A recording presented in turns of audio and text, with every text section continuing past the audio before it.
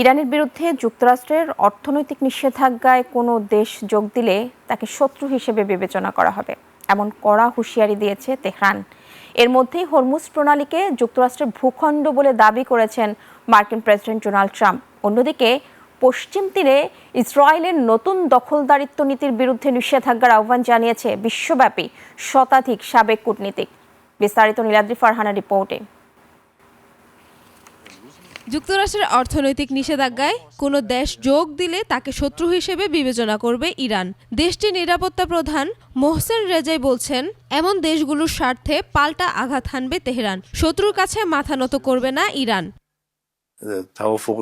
এরই মাঝে হরমুজ প্রণালীকে যুক্তরাষ্ট্রের ভূখণ্ড বলে দাবি করেছেন প্রেসিডেন্ট ডোনাল্ড ট্রাম্প। ট্রুথ সোশ্যালে প্রকাশ করা একটি মানচিত্রে হরমুজকে নিউ ইউএস টেরিটরি হিসেবে দেখিয়েছেন। এর আগের দিনও এক সমাবেশে হরমুজকে যুক্তরাষ্ট্রের ভূখণ্ড হিসেবে দেখার কথা জানান ট্রাম্প।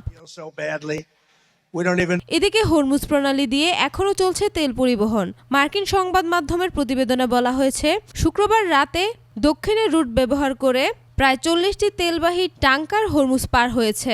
এসব জাহাজে করে প্রায় 1,60,00,000 ব্যারেল তেল প্রণালী থেকে বের হয়েছে।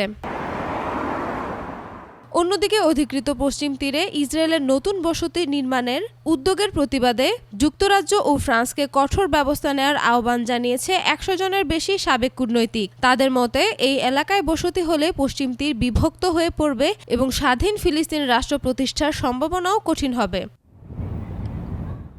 Niladri Farhana, desk report, 21 television.